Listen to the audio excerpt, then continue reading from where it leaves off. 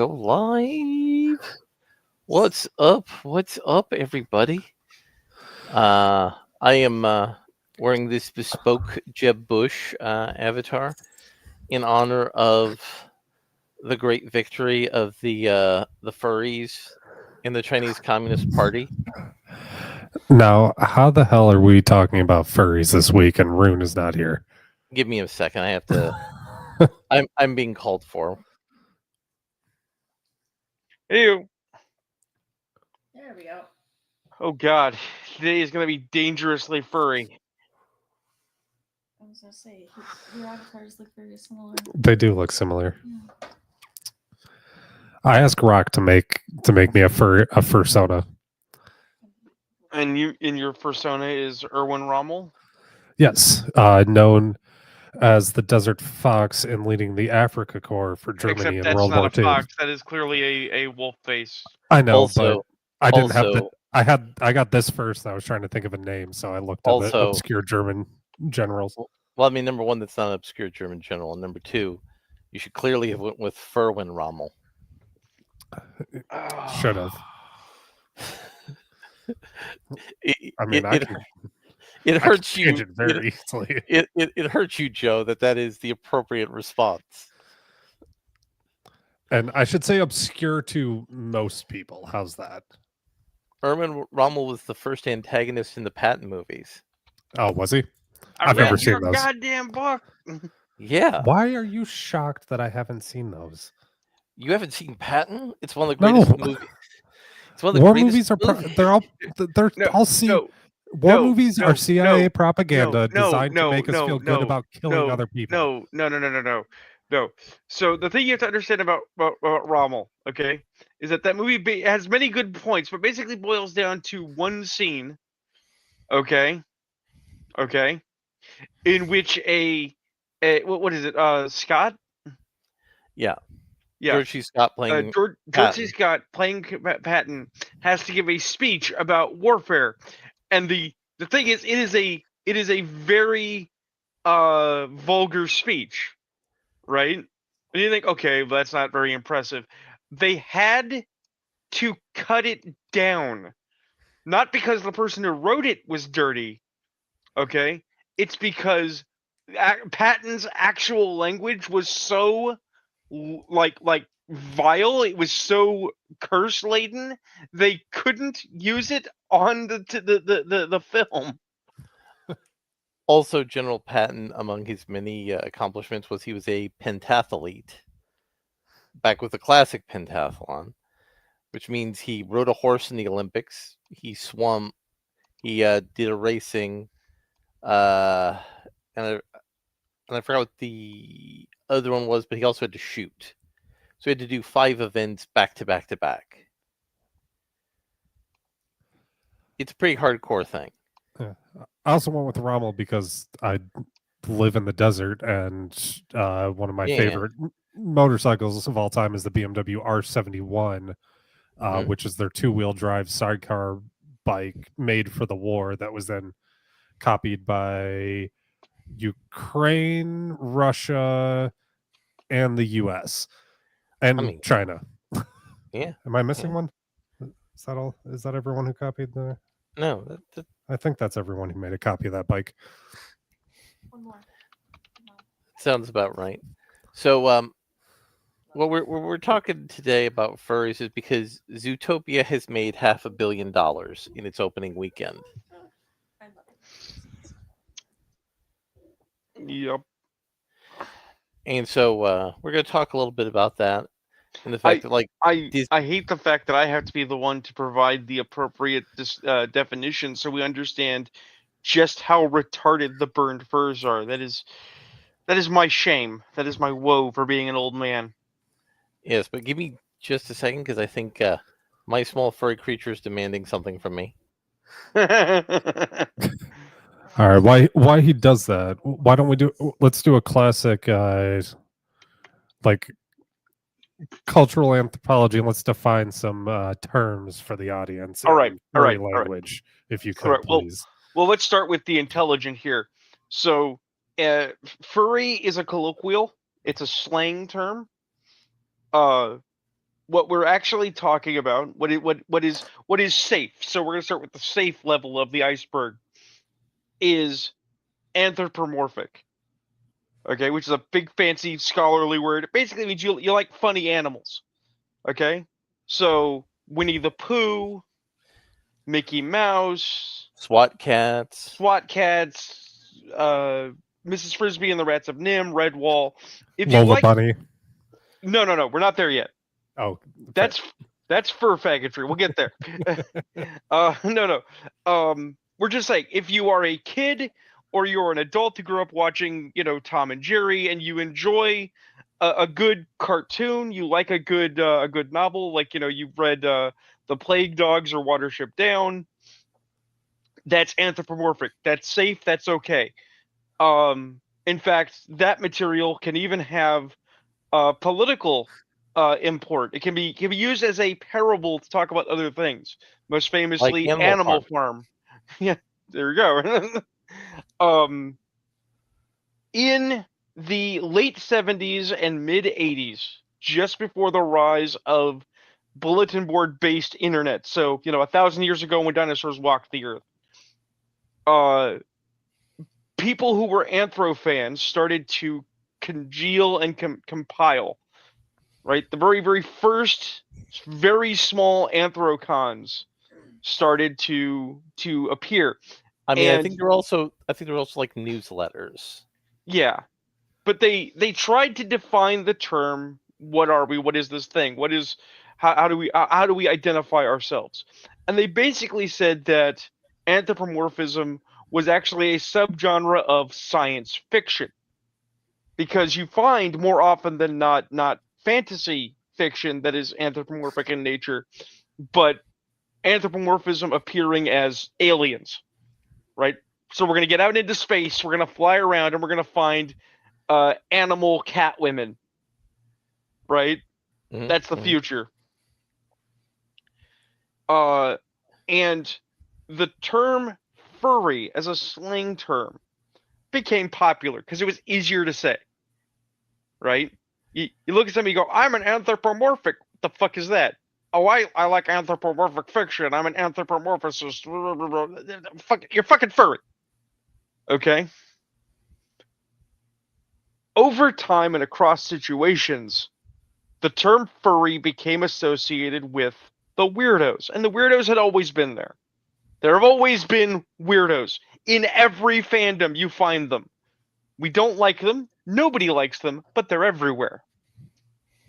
Right? And the thing is that unlike other fandoms that are at least somewhat self-policing, right? So, as for instance, Star Trek has... Real quick, while you're ahead. going, Larry, you should cue up that video of one of the founders of Anthrocon pleading with furries to stop being so cringe because they're giving them a bad name. Is that Uncle Kage in the lab coat? Yes. Yeah. I think you know what clip I'm talking about, where he's pleading with them. No. Well, Uncle Kage also goes to BronyCons now. Well, yes, because he's no longer associated with Anthrocon because Anthrocon is trash. Furries ruined it. Anyways, continue. But the thing is that unlike like Star Trek, famously Star Trek has had a / underground for the longest time, where people wanted to say that Kirk and Spock or McCoy and Spock or Spock and Spock were gay, right?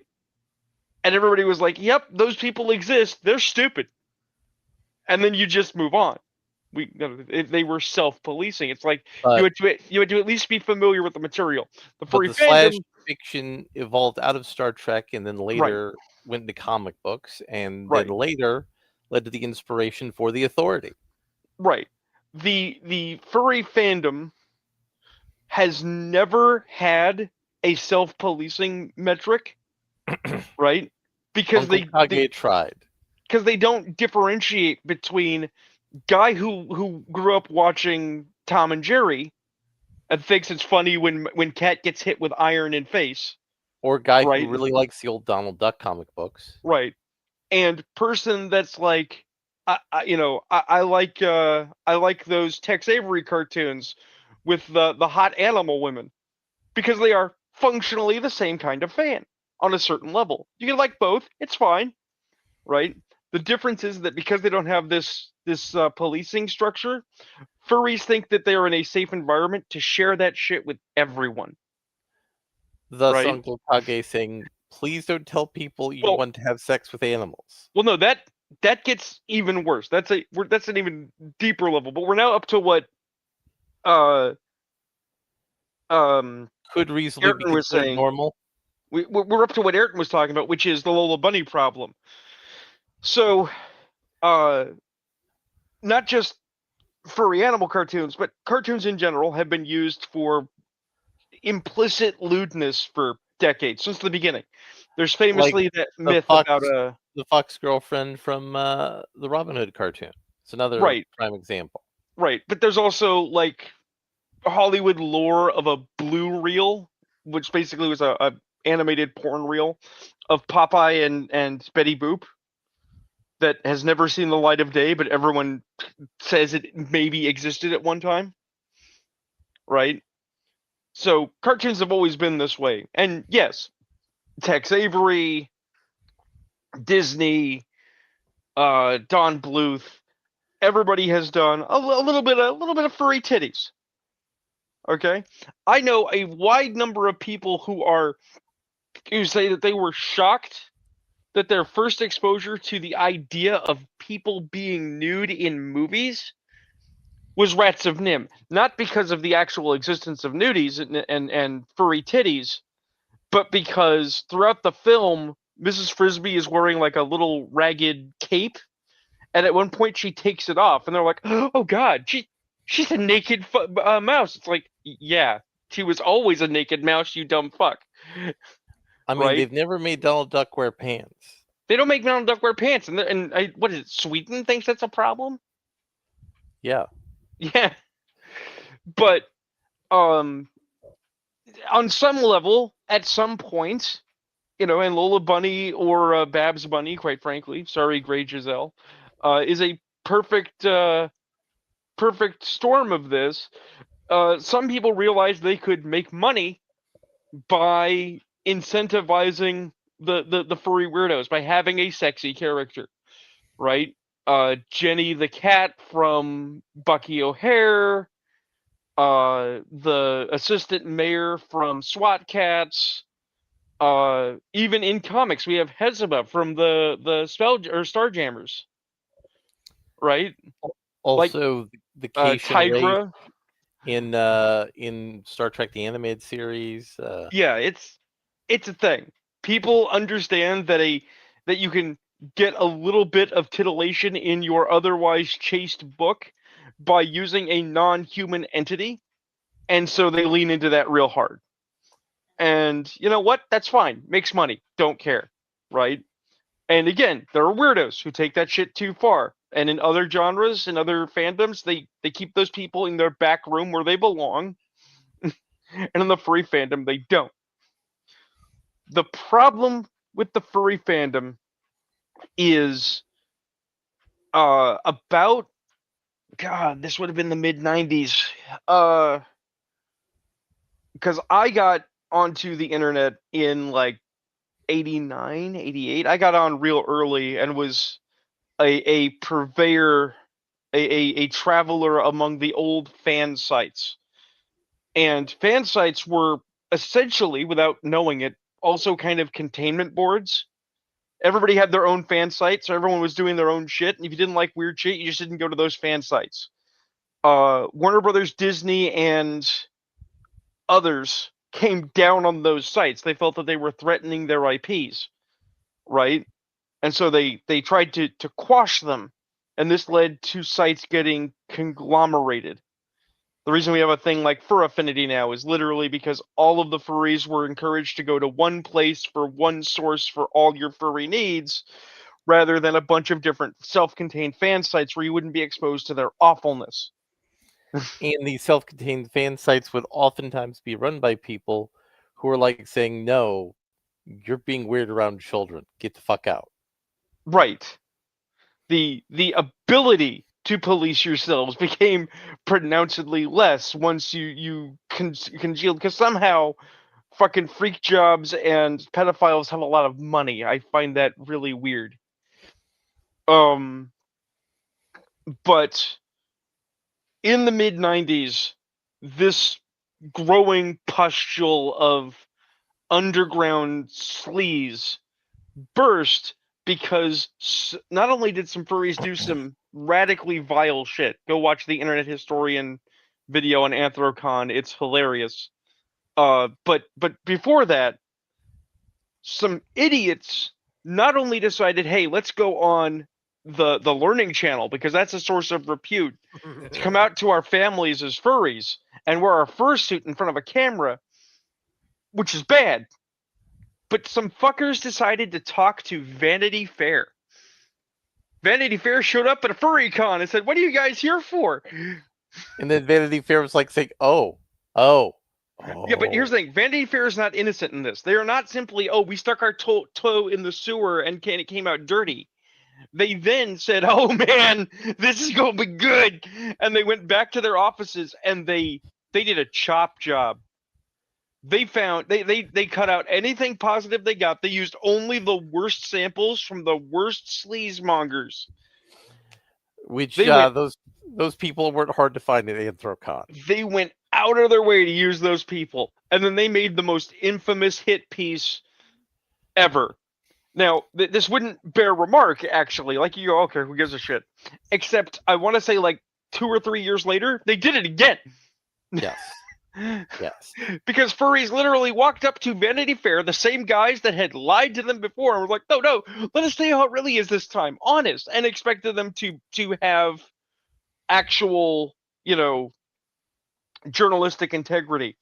And that's why you have Uncle Kage, this kind of nerdy, weird grandpa that is a organizer for anthro conventions, begging people, it's like, please, for the love of God, stop talking about to the media, or direct them to us because it's our convention. And also, don't tell people you want to have sex with animals. Please Right. don't. Well, that brings us. We are now at the bedrock. We're going to talk about the 3 biggest problems in the fandom. So the first is in all aspects except physical. I am a wolf. Oh. okay. Let me correct. We're going to talk about 4 things, but one of them is going to be funny. So let's get the awfulness out of the way first. So yeah, first and foremost, the entire bestiality underground, whatever the fuck that is, came out of the woodwork, and we're like, we're furries. We can be furries too, because they thought, okay, the furries get boners over Lola Bunny, so obviously they get boners over dogs, so we can talk about fucking dogs here. And no, nobody wants that. Holy shit, the furries do not want that. They are just as revolted as everyone else. And the same But- sort of people. Wait, so would that been- make all white girls furries then in that aspect? Theoretically so. You were saying, Larry. These same people then went to brony conventions and said, "Man, I really want to have sex with a horse." Right, And Uncle Kage was like, "Please don't." right. Well, that's the thing. Again, watch that thing about Anthrocon. That's why Uncle Kage quit. Was the cons had become toxic. The people who were going were vile, and he's like, you know what? I'm gonna hang out with these bronies. They seem a lot nicer, and they were for a time until the furries happened. Now, Don't worry. Here's the thing: the furry brony wars were short but violent, because it also works the other way. Bronies invaded the furry fandom, and people were like, "For the love of God, take your clopping elsewhere." Now, is there any scenario or animal that if somebody came up to you and was like, "Hey, I fucked said animal," you would be like, "All right, fair play." No. Like if a guy told me he fucked a lion, I'd be like, "All right, good on you." I I'm will admit, impressed you're I will still admit, alive. if he said I was attacked by a bear and the only way that I could survive was to pin it down and fuck it, I would be impressed. But I would also want that person to step away from me about 10 feet. I didn't say I wouldn't be friends with him. I was just Yeah. saying, I'd be like, all right, good job. So here's the thing. The next problem was because the furry fandom was so open and so accepting. We got the subgroup of furries that are, I'm going to take this adorable furry stuff and couple it with my most degenerate fetishes. Right? Not just kinky, like, hey, do you like these furry tits? But actual repellent fetishes that in any other fandom would be backroom. Like, Okay. hey, Ironically, inflation is a fetish, and we're constantly fucked by the Fed every year since we've been off the gold standard. but also there's like a subsection of furries who are into having sex with roadkill. Correct. Right. There are quote zoo sadists who want to fuck animals but also want to harm animals, which is the most vile thing I've ever heard of. There are diaper furs who wish that they were babies and that they could fuck kids, and they want to do so in a diaper. It's awful. Okay, there are awful things in the furry fandom we don't like to admit exist. Somehow plushies are the least awful of those things. Somehow, yeah. Do you know what a plushie is, Ayrton? A plushie? Sorry, I was explaining inflation fetish to the female next to me so she could understand my joke. Do you know what a plushie is, Ayrton? I'm assuming it's some sort of fetish having to do with you're an inanimate object. No. No. These are people who are sexually aroused by stuffed animals. Oh. And they have sex with them. Is that much different than using a pocket pussy? Well, yes, because a pocket pussy is designed for that, and a plushy animal is not designed for that. The important component here is inflation was already a human fetish that existed. There are inflationists, they're weird, it's their thing. It's none of my business, and I don't want to see it. Right? But then furries got involved in it and made it weirder. Right. Somehow. Either furries decided I want to be an inflationist, or inflationists decided I want to be a furry, and then said, now that I have combined these two things, I will share my art with the world. It's like, why? Why would you do that? Look. DeviantArt has to have some sort of content on their website. Right. So the third thing is the scammers. And when I say scammers, I mean the literal drug dealers. The artist alleys are a scam. I am told by you, Larry, I believe, that they use the trading of art to peddle the money for drugs. Mm-hmm. It's an excellent form of money laundering. Right.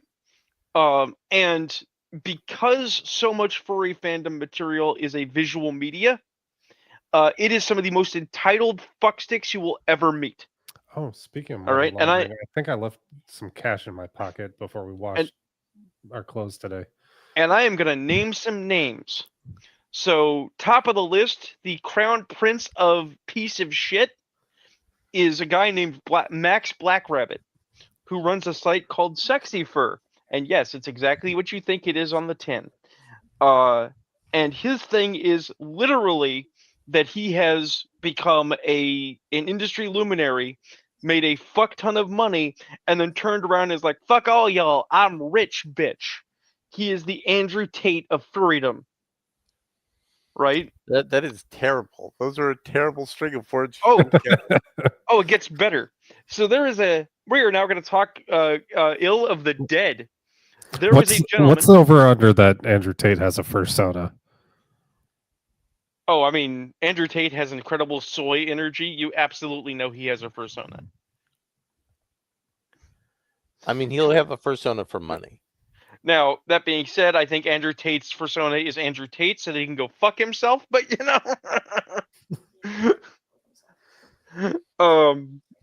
but there's a guy, he has passed on. His name was Alps. I actually knew his wife. She was a lovely woman. Before he literally dumped her to the curb and left her broke in Oklahoma, so that he could go hook up with 2 of Max Black Rabbit's prostitutes while writing fiction on his website.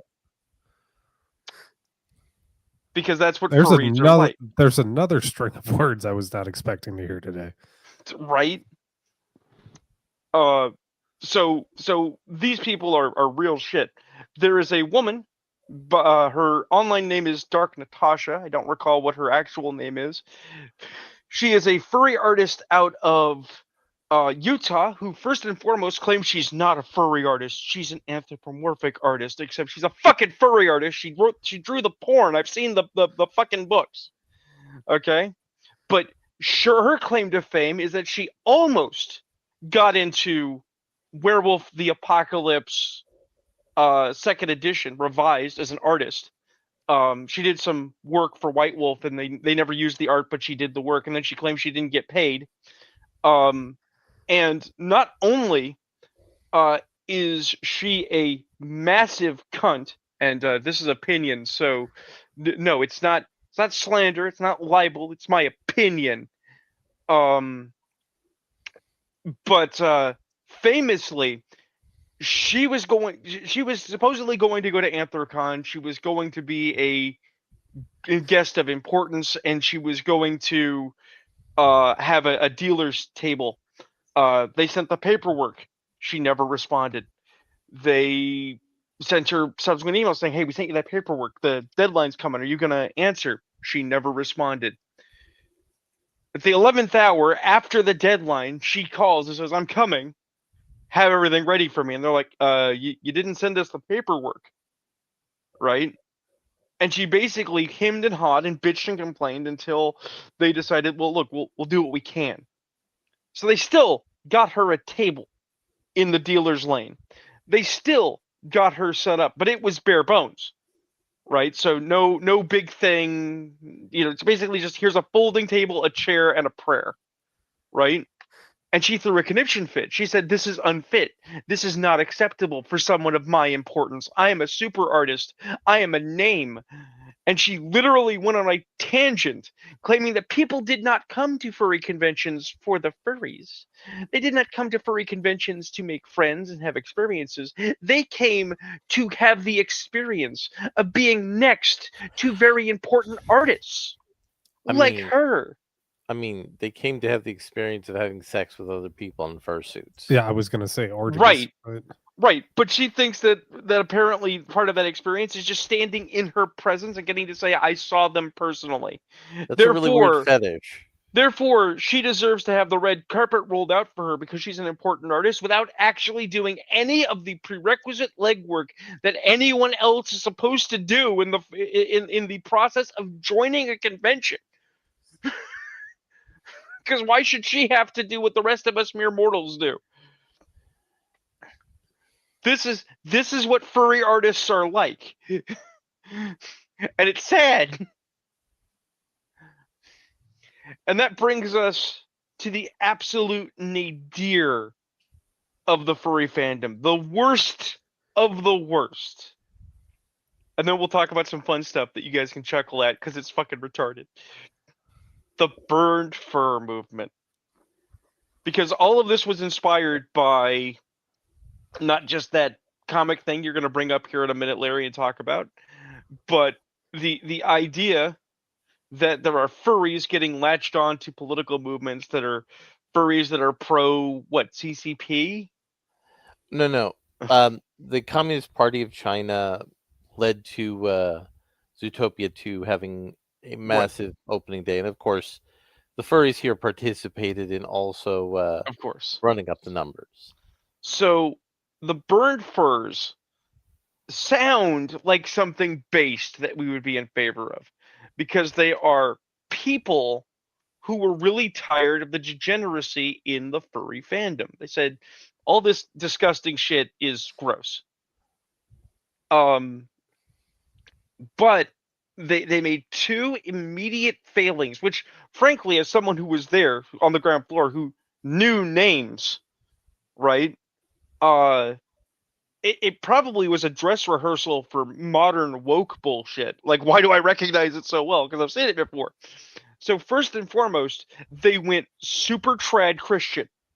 They tried to say that furrydom is Christian and not degenerate.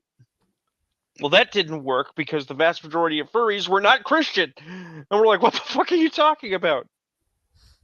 Then, because they thought it was funny and it was the internet and it was the 90s and, what have you, they said, we're going to dress up like the Nazi furs. Not just Nazis, SS. Yeah. Now, The Nazi Third fur Reich. was... Now, The Third Reich. Now, mind you, Fur Reich was funny when it was a joke. These guys were not joking. They literally said, we're going to be the Nazi party for furries, and we will put the dissolute in the camps. Which is fair. But the thing is, who were the uninvolved? Anyone that didn't agree with them. Anyone they didn't like. And when I say anyone, I don't mean, oh, you mean the degenerates. I mean anyone they didn't like. So if you said, hey guys, I get the joke, I understand you're upset, but I really would prefer that you not do, hail fur in my presence, right? And they would be like, oh, you're next for the camp, motherfucker. And since, of course, there weren't real camps, right, what this took the form of, in the way of internet tough guys and bullshit, was constant harassment off of the internet. Now, I personally don't buy into cyberbullying, but I've seen something like it in the first hand. I've watched it happen from the sidelines. Because again, this was the 90s, and it's like, if everybody's all gathering at the one chat room on Fur Nation, an older website that used to have sort of a codex of artist websites, think DeviantArt before DeviantArt was a thing. Yeah, it's real easy for a couple of self-proclaimed elites to make themselves be in charge of the chat room and force everyone to conform.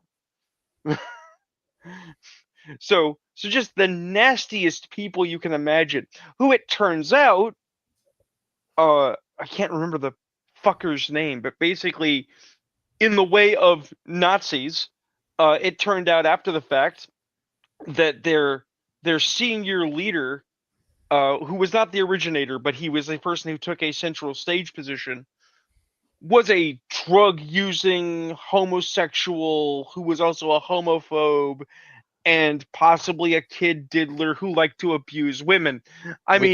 Which is appropriate for a Nazi. Be fair, Rune. Yeah.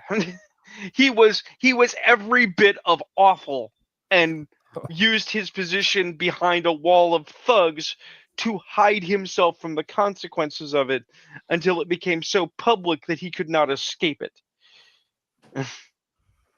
So the furry fandom is a sewer. The furry fandom is awful. It is a patina of icing from your childhood with layers of just god awful degeneracy below. Yeah. So we're using this lead in to get us into talking about Zootopia 2, which may be one of the best movies of 2025. Which is a fucking sad statement. Mind you, I enjoyed Zootopia 1, but it also had parts where I'm like, good God, this is cringy. I did not expect there to be a Zootopia 2, and the fact that Disney needs a Zootopia 2 just to break even is fucking sad. No. You don't understand, Rune. They built a Zootopia theme park section in one of the Disneylands in China. Oh, I'm sure. It is super popular in China. Oh, that's the other thing. Back in the 80s, when they were trying to identify what furry was, they also said that furry is weeb, which is why there are so many fucking weebs in the furry fandom. Because in order to try and give furriness more weight than just admitting that it was kind of born out of the 1950s and the funny animal comic movement, they try to be like, no, it's actually got ancient folkloric roots from glorious Japan because of funny animal fables from ancient history. So Yeah. So Zootopia yeah, did something that I was actually surprised by. They made it your standard LA noir cop drama. nice. You know what I mean by an LA noir cop drama? I do. It's about rich people controlling the environment and using that control to politically corrupt the society. Yeah. And I'm like going, huh, I was not expecting that. I was not expecting that at all. And that's your A plot. Now, did you notice in the first Zootopia movie that there were no snakes? I mean, I didn't notice that there were no reptiles, but yeah. So was there a Zootopia St. Patrick? Sorta. That's deep. Sorta. So the people who invented the environmental control system that enabled enclaves to be made for each of the different animal subtypes in Zootopia City, was actually stole that that ability to do that, the science, from a snake, and then ethnically cleansed the snakes from Zootopia.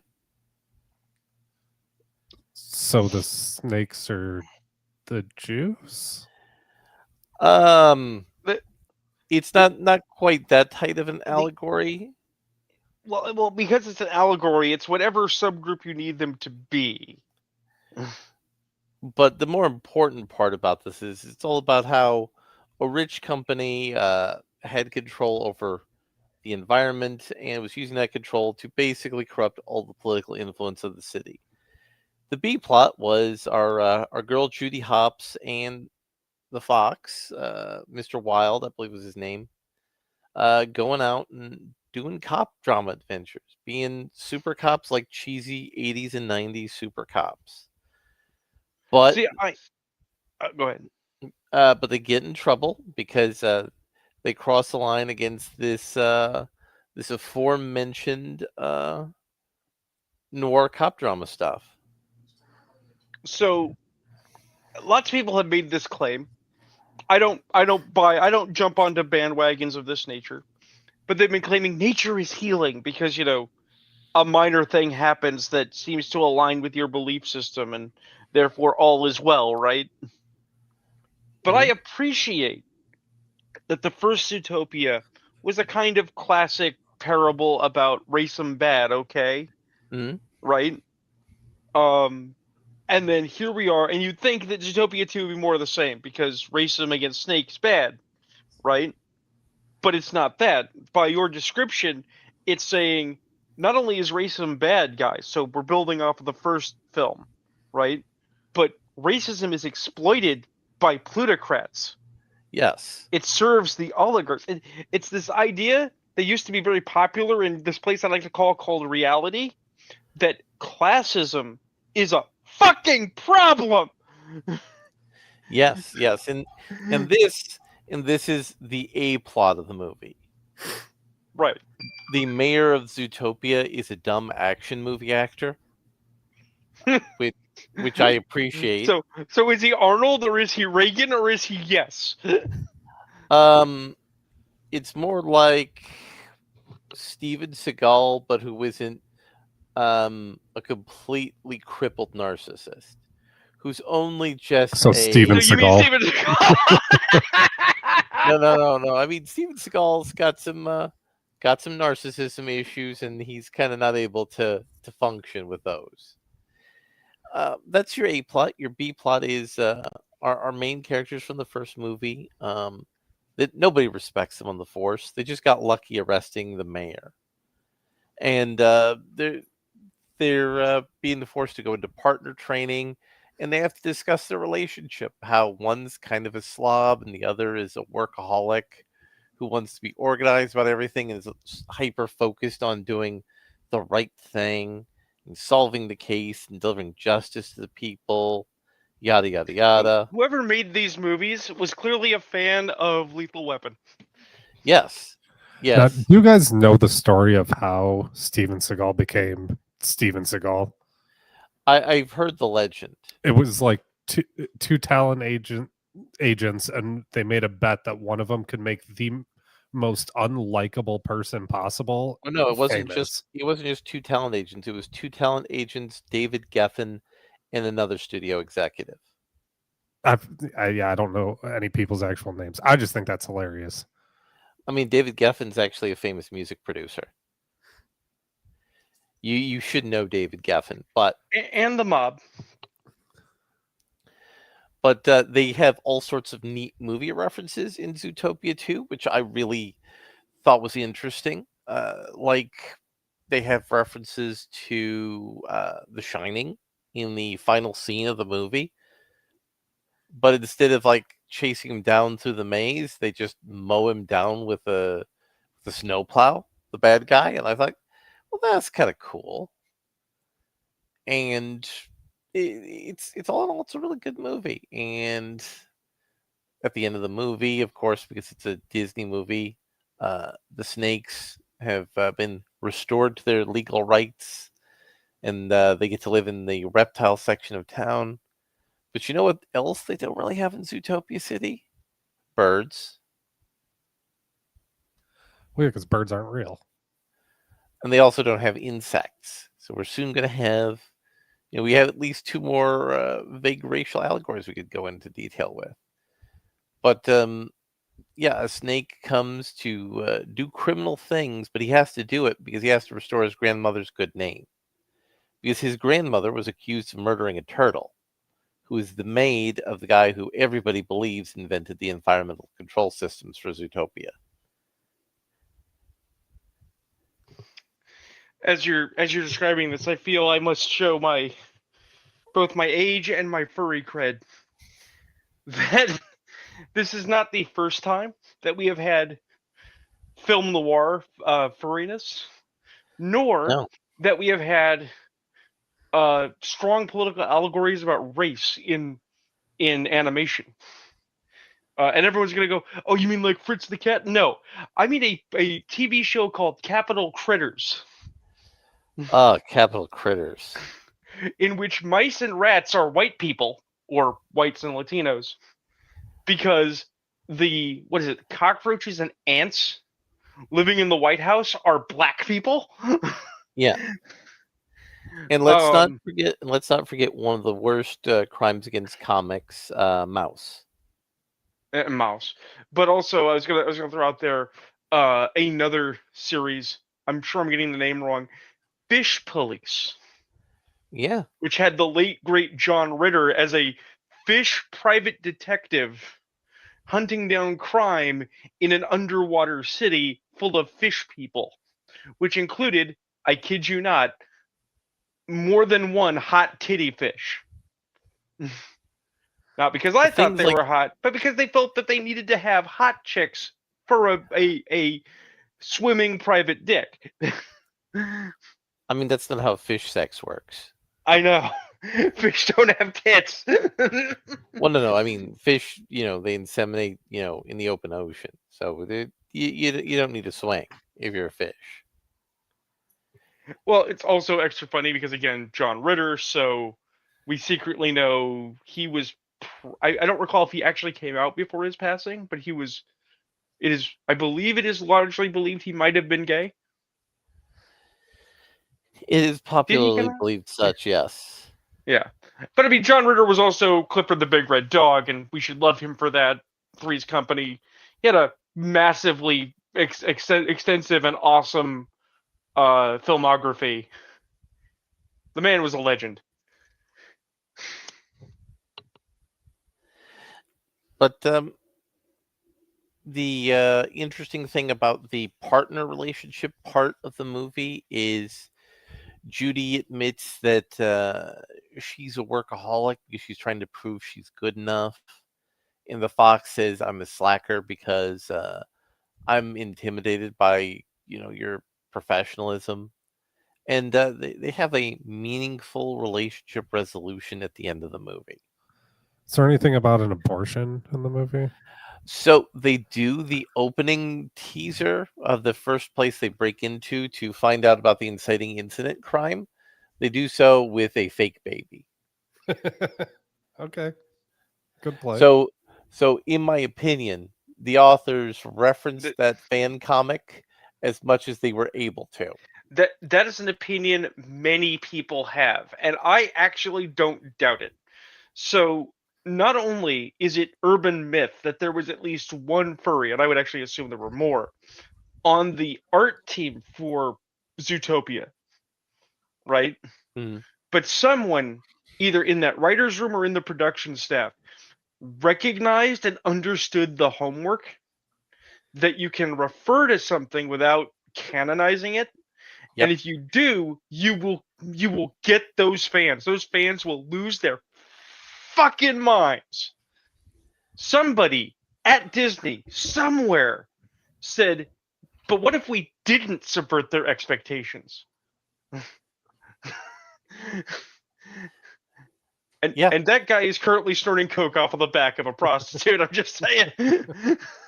But I strongly recommend you watch Zootopia. It's a good, wholesome movie. Um, I can't say enough good about it. And they're now going to have a trilogy because this movie was so successful. So I want to hijack us for another little ramble real quick because it'll be fun, and then I'll shut up. I'll let us get on to other stuff. Because I want to talk about the I was gonna say three, but it's really two. I want to talk about the two big furry fails that are the most hilarious, because one of them is tangentially related to this because it's about movie trilogies. So the first one, the easy to understand one, is Other Kim. Oh God, we So very briefly, uh, the most well, and Thurians as well. Most furries are regular animals. It doesn't matter. You just do whatever you want. Do your thing. And a lot of them are shit. Okay? For every person that's just like, "Oh, I'm just a wolf. I'm just a dude. I just like being a guy that's fuzzy wearing a t-shirt," you will have some soy boy gay latte that is a blue wolf with rainbow wings and fluff, and it's like, please go kill yourself. Uh, in Minecraft, go to your containment zone, please. I mean, But that guy is Canadian, so he is able to get health care. right, but there's a group of people who said, I'm going to combine my furriness with religion, usually alt religion. And this is almost okay because, totemic beliefs are real.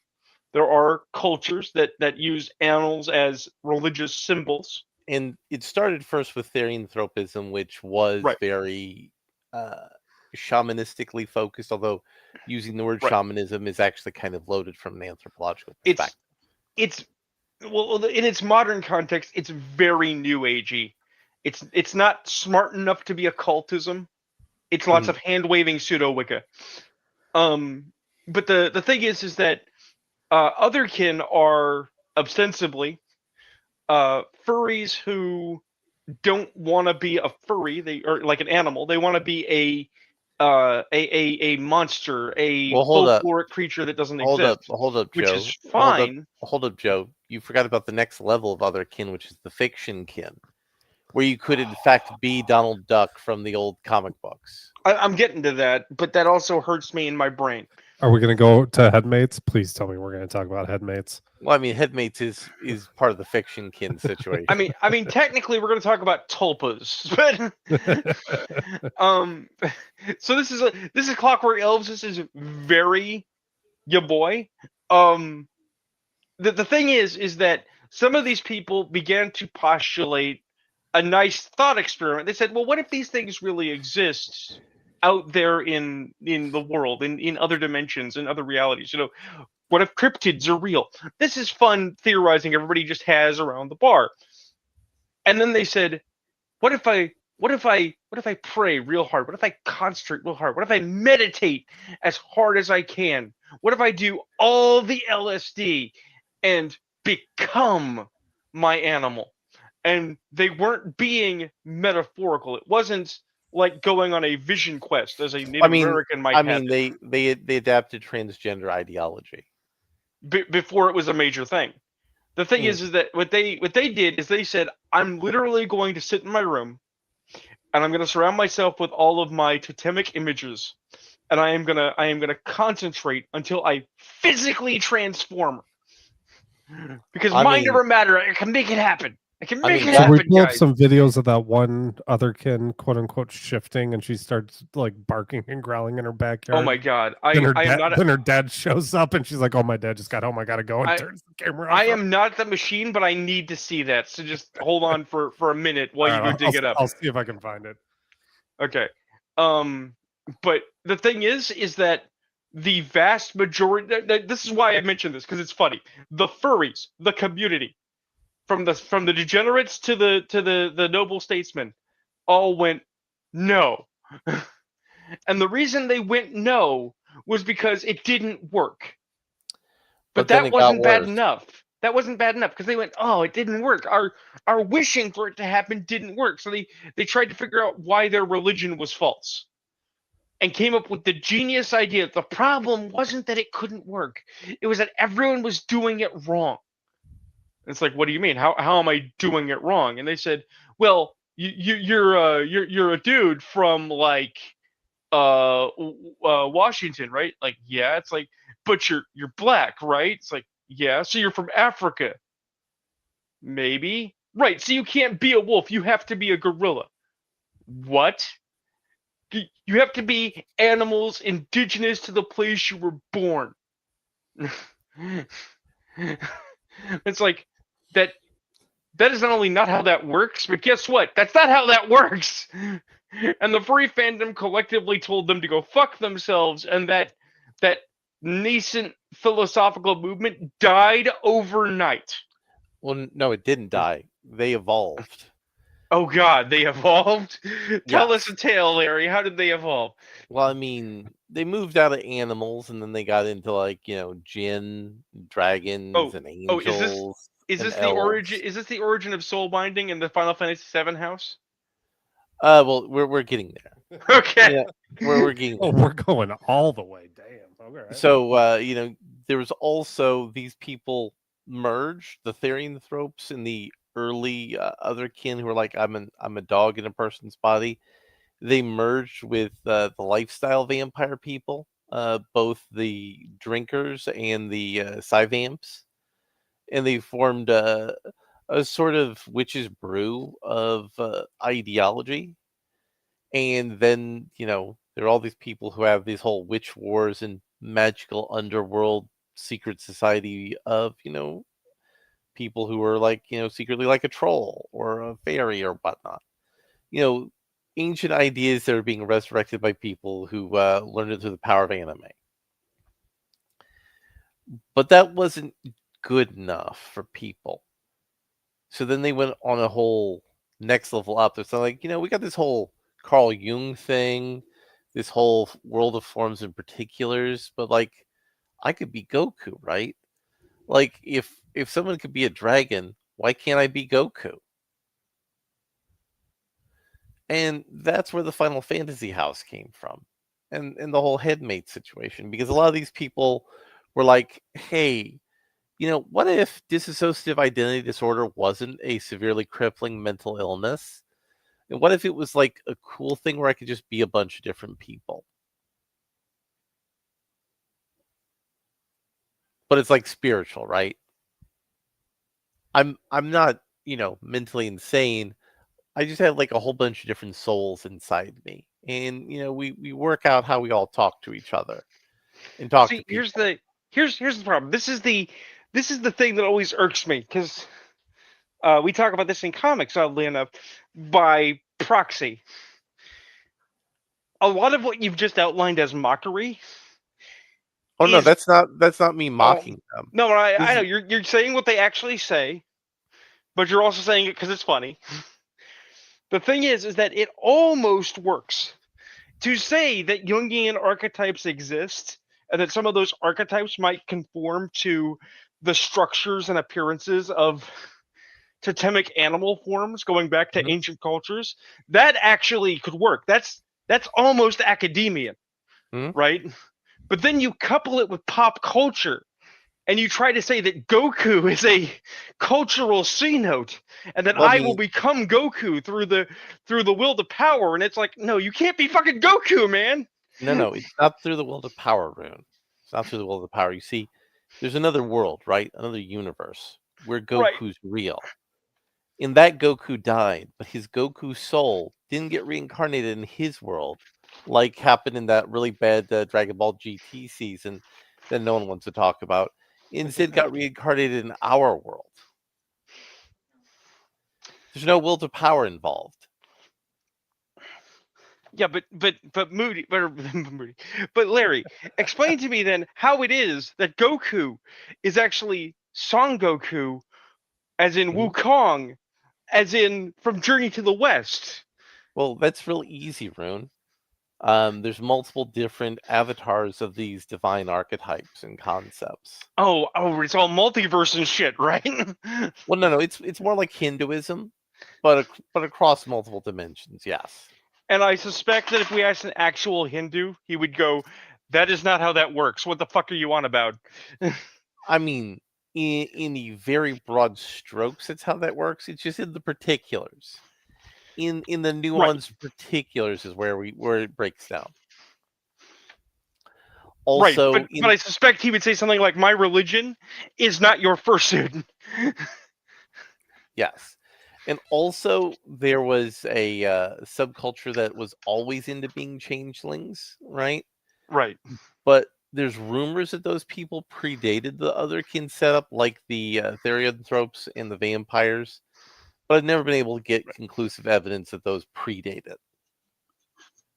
So, I'm back. If Furwin Rommel has found this thing, It took me a minute. I think I found it. Hold on. but after we watch this thing, if he's found it, I will bring this home with the ultimate in non-furry fails. Now here's the other thing. Okay, Rune. yes, I did. I cannot believe I actually found this. I'll send it to the group chat for you to pull up, Larry. Give me a second. I will go into a little bit more detail, but you see, Rune, what most people don't like to talk about is these people we're speaking of. They are the otherkin who go public. In every LARP group, there's a secret subculture of otherkin. In SCA and those sorts of traditional medieval fantasy type LARP groups, there's those people. In large Wiccan communities, there's a secret subculture of otherkin who think the ones who are public otherkin are cringe and gay and mentally ill. I mean, they are, but still. Did you put it in the group chat and Twitter? Yes. Okay. Sorry, I have to do that on my phone. I have to do any like that stuff on my phone right now because it's just my computer's shit. Your computer is a potato. Yeah. You know, as we're sitting here, I want to mention I appreciate that your poor beleaguered girlfriend's like sits next to you for the entirety of show to learn horrible things from us. She corrected you by showing her left hand with a ring on it. They did get married. Remember that. Oh, right. All right, one moment. Let me get the screen share on. I do not claim to have the best memory. I just have a good memory.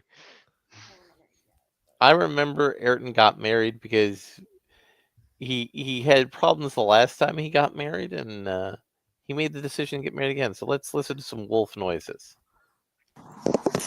Hello, everybody, again. I'm going to adjust my position. So first, I want to say, anybody who's been in the furry scene, there are a lot of people with this exact vocal characteristic to their voice. And am I wrong, Rune? No, there are a lot of nasal people for some fucking reason. Deviated septum is the most common furry trait. So, I have a sore throat right now, so this might not work Bullshit. out. My dad just went in the house, so I was thinking of doing this, and no one seems to be around, so I can do this. Right. So, in shame. Also, he's in either Minnesota or the UP, based on his accent. She. I just love it. mean- I'm gonna do this in private because I'm full of shame, but I'm gonna put it on the internet so everyone can see my shame. So I'm doing my Therian noises. Mostly wolf noises. Can't do my fox noises. Probably can't do my cat noises. So I'm gonna do I mean, my pick a wolf lane, noises. bitch. I can't do my horse noise right now either. So just my wolf noise. So if you don't know how to howl, you go like this with your thumbs out and cup your hand like this, and then you howl. Adam's really good at it. I'm getting there. One, who the fuck is Adam? And two, why do you have to do a jutsu? Kind of nervous Like some 'cause I kind just of heard fucking laughter and anyone's shinobi gonna hear me. before Oh, this you can person has a howl. whole Okay. multiverse. Oh god.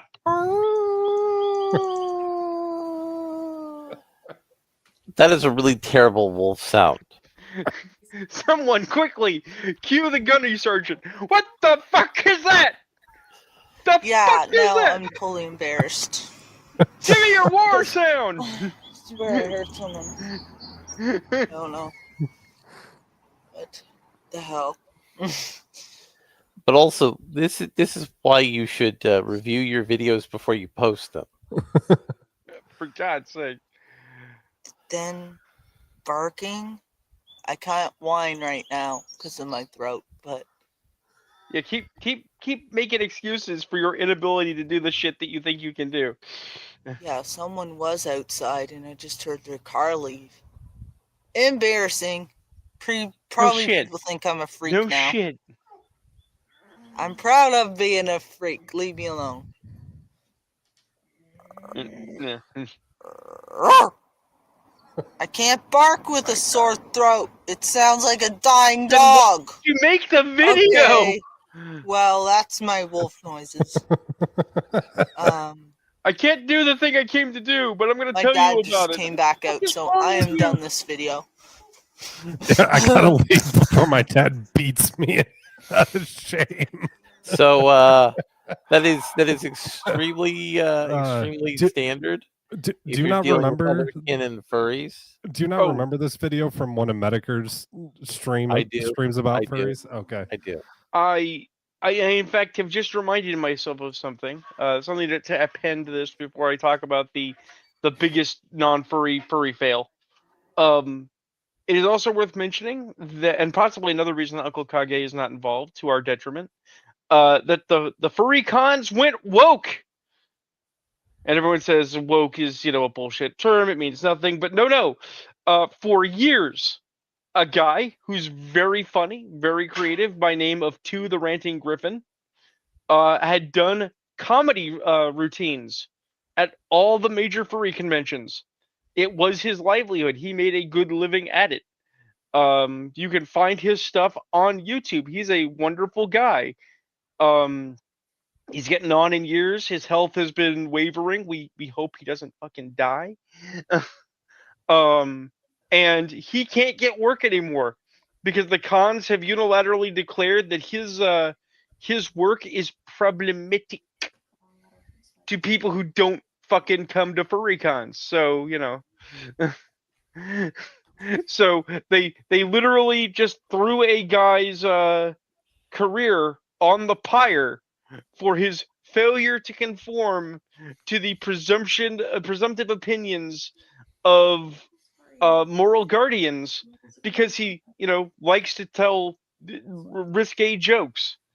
So yeah. So let me read the rumor Okay. that's going on.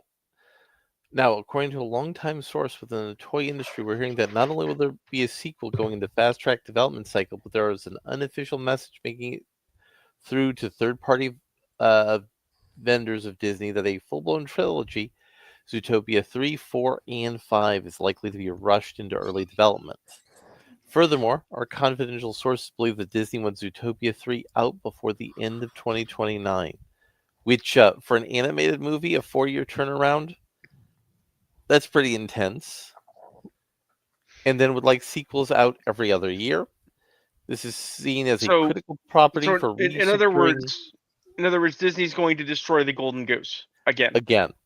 Yes, this is a critical property for resecuring the Chinese markets for Disney, and we're told it is of the highest importance to Bob Iger, who may view the Chinese theme parks as his most important legacy long term. Previously, he thought Disney Plus was going to be his most important legacy long term. But no one cares. Well, no, Disney Plus ended up being fake. According to our sources, merchandise has not been a big part of Zootopia up until this point, but Disney may be interested in pushing the franchise up to Frozen levels of support globally. Significantly focusing on Asia, where animal plushies and other cute toy lines synergize well with the characters, we now believe you can expect a tremendous amount of merchandise support globally starting next year.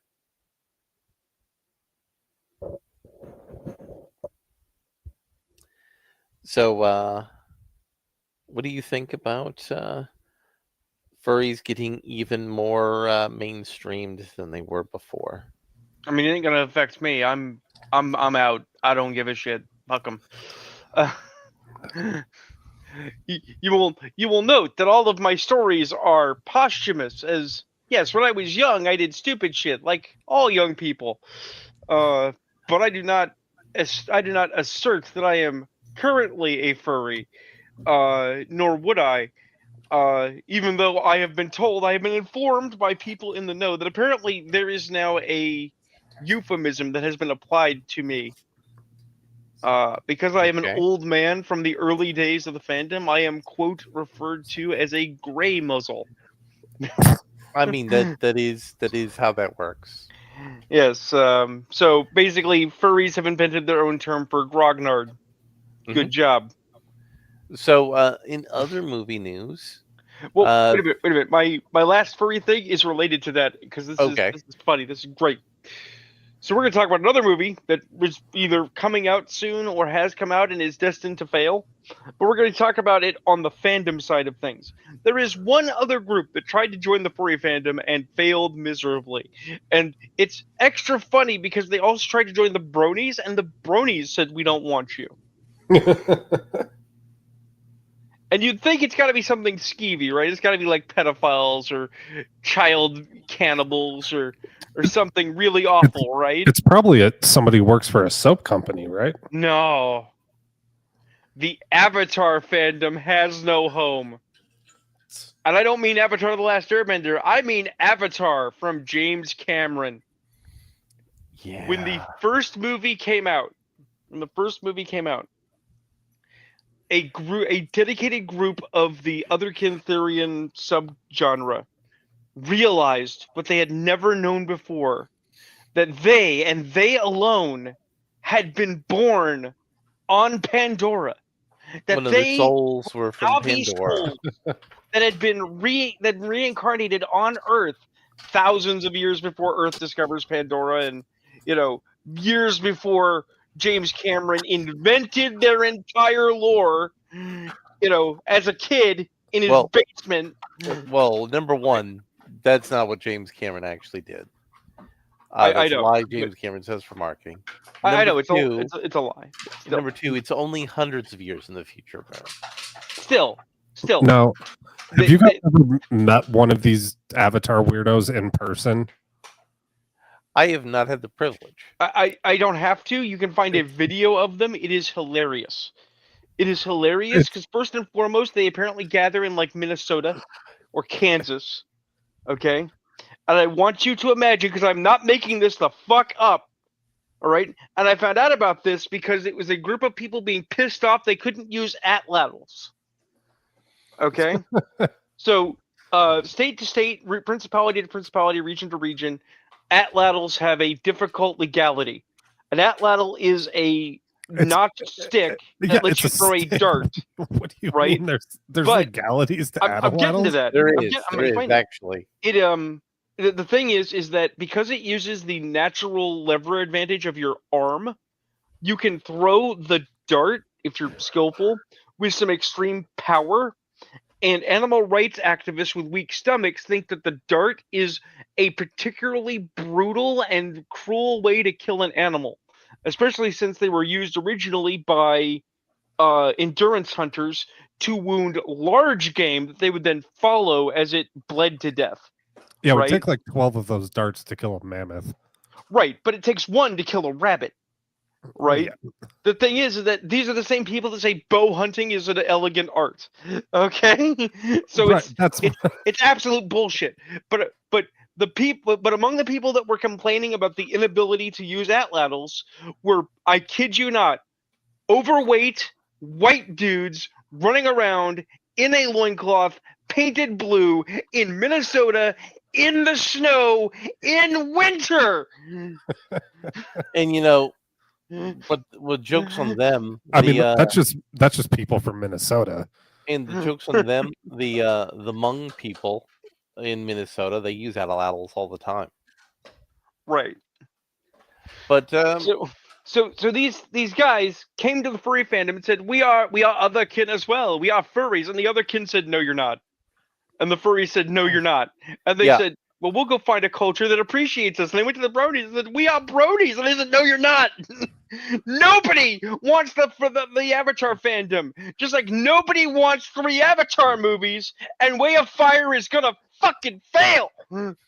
I mean, I think Way of Fire is going to do well, but not as well as the second movie.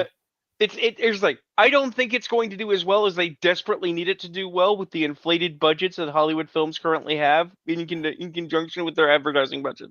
Actually, I suspect it's going to hurt. But Actually, Rune, James Avatar Cameron is such said high art. James Cameron had to wait over a decade just to make the movie until technology caught up to his vision. well, hold up.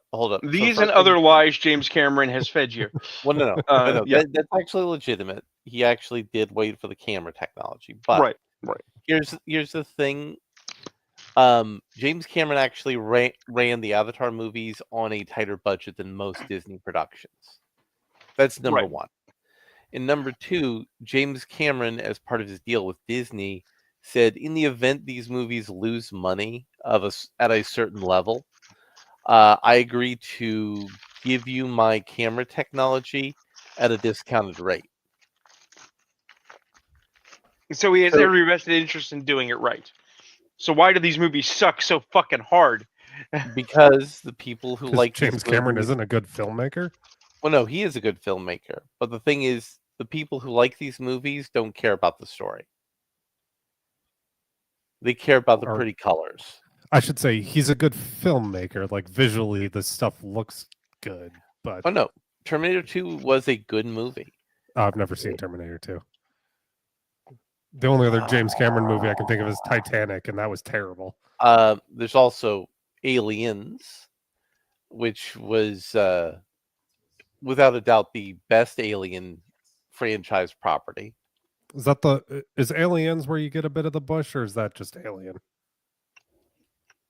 That's the one where they have the hot Spanish lesbian in it. Aliens is Space Marines. Yeah. Alien is Sigourney Weaver running around in her underwear. But it's a good thing you mentioned the cost of movies. We heard how Deadpool and Wolverine was like a huge financial success. Well, the British tax filings got filed on that movie, and we know studio accounting is all fake and gay and used to cheat governments out of money. But they state for the law in the United Kingdom that it cost them $565 million to make that movie.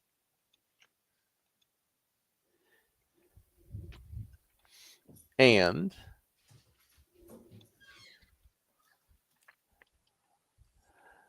let me pull up the box office for Deadpool and Wolverine. The box office was 1.338 billion. So it barely made a profit. Albeit the profit was a couple $100 million.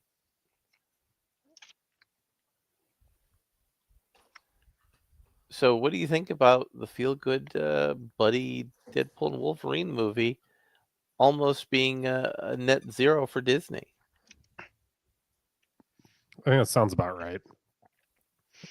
I feel like Disney's been So- running at a deficit for years now. Well, here's the thing. There's a facet of failure that people seem to have lost in the sauce. They don't seem to understand it anymore. The Deadpool movie did okay. Deadpool 2 did okay. Deadpool and Wolverine should have been a slam dunk.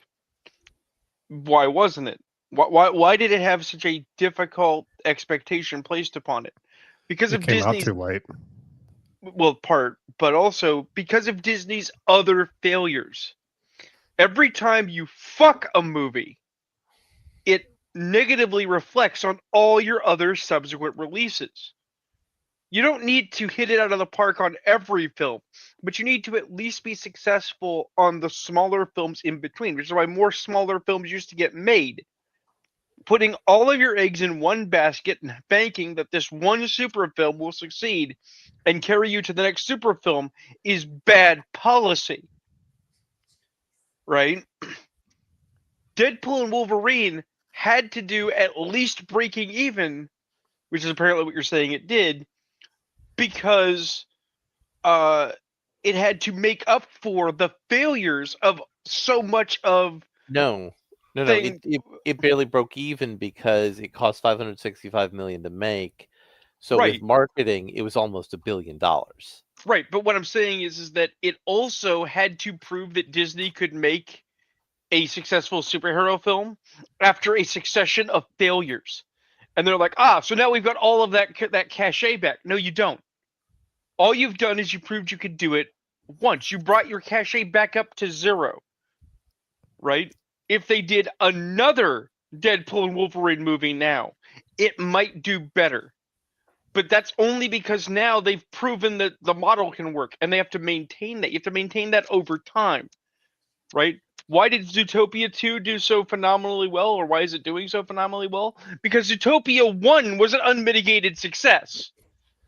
Mm-hmm. And they haven't screwed the pooch on that property or surrounding animated features so badly yet that people walk in with, well, I don't think it's going to do any good. Mm-hmm. Why the DC movies struggled is because after a certain point, everybody's like, oh, this is all dumb. This is all dumb and bad. Well, and they could have cut the budget back on Deadpool and Wolverine significantly if they got rid of some of the cameos. It's so Right, dumb but here's and the so thing. bad. The whole But the whole Go ahead. point of the movie was the cameos. Fair, but there's a way you can, maybe not that exact story, but you could do a buddy cop story with the two of them without having Right. every other scene have a big name Right, cameo. in but it. but they wanted to honor the Fox movies. That was their idea, because Hollywood studios are obsessed with metatextual storytelling. well, it gets funnier because when we're talking about this idea, damn it, it was there and now it's gone. The furry madness is upon me. Damn, it's not gonna come back. It'll hit me suddenly later at like 3 a.m, and I feel so stupid. Go ahead. So I'm gonna pull up a little video clip here for us all that I found, because we did mention Steven Seagal, and I found a really good bit of Steven Seagal content. So let me. Is it him showing Alex Pereira, or however you say it, how to punch differently? That's No. hilarious. How No, to this do a is- really basic front kick? how to just sit in a chair because you're too fat to act in a movie anymore. Because that's a thing that's a Steven Seagal problem now. Well, look, Larry, the student asked his teacher, "What is the Buddha nature?" And he threw him in the water. All right, give me a second. I gotta load this up. Here we go. Now I gotta pull up the screen share. Do. Because we're talking a lot about the secret side of the Hollywood business. And now we're gonna go all the way back. On Exit Wounds, the producer, the director, they set the last fight, the last scene of the whole movie to be me and Steven Seagal's fight scene. And the director said to me, "We're putting the fight scene with you and Seagal at the very last thing. So if you fuck him up, we don't need him. We can finish with his stunt double." And I'm like, "Andre, are you serious?" "Yeah, man." I'm dead. And I was Can we like, leave this in the pod? "Huh? Can we leave this in the podcast? Of course, that's why I'm here." And this is a true story. And I'm like, "You are kidding me, right? You were trying to get me to fuck up Steven Seagal and give him a cheap shot. Put it in, yeah, because we don't need him anymore." They were tired of his ass. I'm dead serious because, and then I went to the producer. I said, "Andre," who's the director, I said, "Andre just told me that that they put in the fight scene with Steven Seagal and I at the end of the movie." And he's like, "Yeah, because if you really hurt him, we won't need him." I'm like, "Are you fucking..." These people are really trying to set up Steven Seagal. They wanted to see a fight. They wanted to see him get hurt, right? I'm not going to fucking do that. So, what do you think about that little bit of Hollywood? Based. That man is such an I mean, when I say unrespected, I don't mean like outside his field. Obviously, there are people that respect him, but he is such an uncredited treasure. Mhm. I keep seeing pop-ups in my feed of people talking about how we don't make movies like this anymore, and they're using clips from the Spawn movie, right? Yeah. And then people are like, "What movie is this? I've never heard of this movie," because Zoomers have the fucking mental maturity of tuna fish. But it's like people don't realize, like, okay, Spawn is a superhero movie because it's not the horror movie it should have been. Okay, and it's like, well, who was Spawn? It's like Jai White. It's like, wait a minute, a black superhero before Blade? It's like, yeah. Because I am told by Jordan Peele, the world's most popular and public racist, that that white cowboys don't exist. But I got something that's even better for racial harmony. Oh, okay, good. So we need to throw up the racism time then? No. So Chris Claremont was one of the most successful writers in the history of Marvel Comics. Oh yeah, sure. And Marvel signed a contract with him and then told him to not show up to work anymore because it was cheaper for them to pay him to not work than to pay him to work. Guess who has 2 comic books he's doing in 2026? Chris Claremont, because they desperately need him to work so that they can save their brand that they have burned. Yep. Yesterday saw Chris Claremont's 75th birthday, the man who made X-Men what they are today. Still an exclusive Marvel Comics writer, principally to keep him on side of the X-Men, make their multimedia journey and with more movies to come, but also so DC Comics didn't get their filthy fingers all over him. Chris Claremont is happy to take the payments, but he is despaired about not having anything to write for fees. Well, Bleeding Cool Comics understands that will change in 2026 for Chris Claremont's 76th birth year on this planet. That Marvel Comics will be publishing 2 new projects with his name on them, given his interest in reputation. I would expect them to both be X-Men related, but you never know. So is he going to fix the plant people? I mean, Plant People was destroyed, but he's going to fix hopefully the after effects thereof. Yeah. So what do we think about Chris Claremont, who allegedly hired a hooker who looked like Storm Uh, I mean, wouldn't you do that too? I mean that is big energy to do that if you are the person who made Storm into a comic book character to hire a cosplaying hooker that looks like her. That is big energy. I don't think it'll work. You don't think the comeback will work? They've brought Claremont back before to middling results. It's not that his name doesn't have cachet, which apparently is the word of the night. Tonight's show is brought to you by cachet, and the color purple and the number 6. But that his storytelling ideas are at best antiquated or at worst lack vigor. It's like when Spielberg and Lucas came back and said we're going to do Indiana Jones, and then it was just kind of lame, right? Mhm. It's the same reason that back in the day I was never on board with the we need to bring back Jim Shooter argument. Not because Jim Shooter wasn't very good at what he did, and not that he couldn't have possibly righted the ship. He absolutely could. But as I've said before, on this show, his approach to how to manage the people, right, did not reflect the modern business world. It would not have been viable, right? It would have been authoritarian, unilateral, and extremely unpleasant to participate in. And people would have just quit the company. They would have just gone somewhere else. It would have been a net win for DC, right? I mean, the problem is the people that Claremont drove out of Marvel before went to DC, and DC didn't get anything out of it. Right. But what I'm putting down here is that the marketplace does not support the style of leadership that a Jim Shooter brings to the table.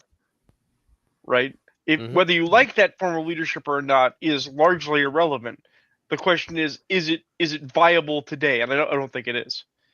I Pardon me. mean, I think you might be right. I think you might be right. Um, So, I was on the Twitter, and I was looking at noted shit poster Conan Esquire, and he opened my mind up to something. Clock- So Rune, would you like to educate the people about Marion Zimmer Bradley and her husband and how they're just awful people who, if there is a hell, they are both definitely there. Well, I need to be extremely open here. It is a deeply conflicting subject for me. Okay. I mean, Now, she wrote very enjoyable works of right. fiction. And that's the thing. Is I was introduced to it by my mom. I love my mom. My mom loved the material. We didn't know. So to be clear, everyone at every stage, from the consumer to her peers Well, to the industry, is a victim. well, But I'm going to when I say that, it is this. based on how well you knew. If you knew and you did nothing, you are part of the fucking problem. But if you I'll didn't know and you were a friend, you got fucked in this scenario. I'm also going to put a pin in it. There were some people who they may not have known, but they looked at Marion Suspected. Zimmer Bradley and her husband and they're going, I need to not be around these people because this is going to end badly. Right. Her husband was a early writer for NAMBLA. Yeah. They were also founders of the Society for Creative Anachronisms, and they believed in organizing their associations of friends.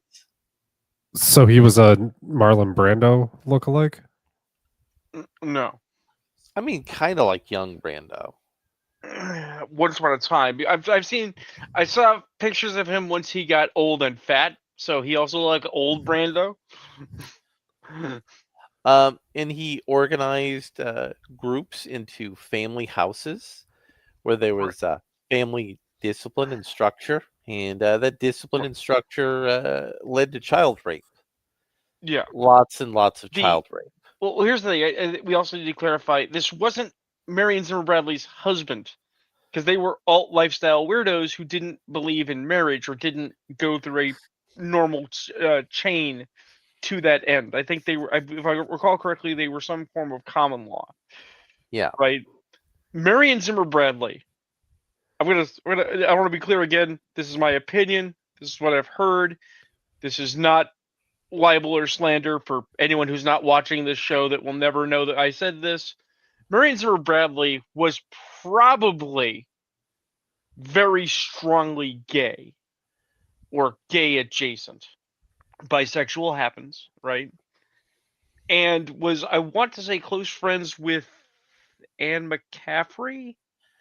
She was hooked up with a whole clade of other writers. Yeah, there were a bunch of other writers, but many of whom also ended up with their own child sex abuse scandals. Yeah, a lot of the implications are that she may or may not have been emotionally involved with one or more of them. Yeah. But she was a, we'll be polite and say, mid-tier authoress of some repute, not known to the vast majority. And but if you were in the fantasy and sci-fi community, she was considered a elder statesman. Yeah, very much so. And then it was discovered after her death, when her daughter confessed, right, that she may well have been involved in a vast and extremely awful grooming ring. Now, whether or not she personally abused any children, we'll never know. I've never. No. The daughter said outright, "My mom abused me worse than my father did." I'm saying she said it, but I'm saying I'm not familiar with the particulars of any case or there were numerous civil cases against the husband that were settled out of court. Right. And he was eventually convicted for being a scumfuck. Right. What is more provable within the realm of our conversation here is that it is strongly implied she may have at least trafficked children to the scumfucker that was her common law husband for him to molest. Right? Yeah. Which means that even if she didn't personally do it, she was complicit. She was the Ghislaine of the scenario, and that's just as vile. But her daughter implied she was more than that. So right. When Conan Esquire, noted shit poster, mentioned this, he brought up a book by another leading light of science fiction, Ursula K. Le Guin. The book is called Those Who Walk Away from Omelas. And let me just read a little section. The narrator reflects that Omelas sounds, in my words, like a city in a fairy tale, long ago and far away, once upon a time. Perhaps it would be best if you imagine in your own fancy bids, assuming it would rise to the occasion, for certainly I cannot suit you all. Everything about Omelas is so abundantly pleasing, the narrator decides the reader is not truly convinced of its existence, so elaborates upon the final element of the city. It's one atrocity. The city, constantly state of serenity and splendor, requires that a single unfortunate child be kept in perpetual filth, darkness, and misery. Once citizens are old enough to know the truth, most, though initially shocked and disgusted, ultimately acquiesce to this one injustice that secures the happiness of the rest of the city. However, some citizens, young and old, walk away from the city after seeing the child. Each is alone, and no one knows where they go, but none come back. The story ends by stating the place they go towards is a place even less imaginable to most of us than the city of happiness. I cannot describe it at all. It is possible it does not exist, but they seem to know where they are going, the ones who walk away from Omelas. And he postulated, while there is no official record of Ursula K. Le Guin knowing anything about this, she was, of the authors who were contemporaries of Marion Zimmer Bradley, very conspicuous and very diligent to not be around her in any private settings. Do not associate with her in any way, shape, or form. And in fandoms, like the furry fandom we discussed earlier, and in little isolated enclaves like elite groups of writers, there are all sorts of power disparities that could thematically have influenced this book. So, what do you think about the idea that Ursula K. Le Guin was secretly dissing Marion Zimmer Bradley? I mean, it's possible. I tell many a tale about org back in LARP when I had to hang out with fuckers. And one of those conversation points that doesn't come up as much, but probably should, is how corrupt the organization was. And when I say corrupt, everyone assumes I'm talking about the actual game, like cheating, right? Which is indeed bad and did happen, right? But no. And this is true of the Society of Creative Anachronism as well, right? There might be SAA fans out there with a local group that's pretty cool, and more power to you. But as a broader organization, my folks got screwed out of some things over fake titles and the accusation of theft of a helmet that never happened. So I got some juice on this. Organizing bodies for fandoms are grievously corrupt because there's no accountability to the people at the top if they can insulate themselves from it, right? And consistently, I would have conversations with people who were willing to admit socially, privately, interpersonally, that the corruption existed, right? But I would say, well, what kind of protections do you have for whistleblowers? Because the org that I was a part of specifically gave you the right to know your accuser. You could see them, right? And the thing is that if you accuse somebody and you didn't have proof, it would essentially screw your entire club-based pseudo career, right? Your approvals would fail. You would never get elected to an office, and you couldn't keep an office because you had broke ranks and you had pointed the finger back at people who had the friends and the capacity to do something about it, right? So people got away with fucking proverbial murder, right? Because you could never out them, right? And even though I'm talking about the kiddie pool version of this problem, I suspect it is very much the same. I think in a lot of the social creative industries, there's a lot of people who kind of know what's going on. They have a sense of what's going on. But since they have no objective proof, no smoking gun, no red hand, no, I've got the photographs, I saw them diddling the kid, their response is to go, I can't prove it, so I don't see it, so it's not happening. Although if you're a mandatory reporter, you do at least have some additional discretion. Right. But I mean, even then, that's a difficult position to be put into, is to be the reporter. Being a mandatory reporter is not a good time.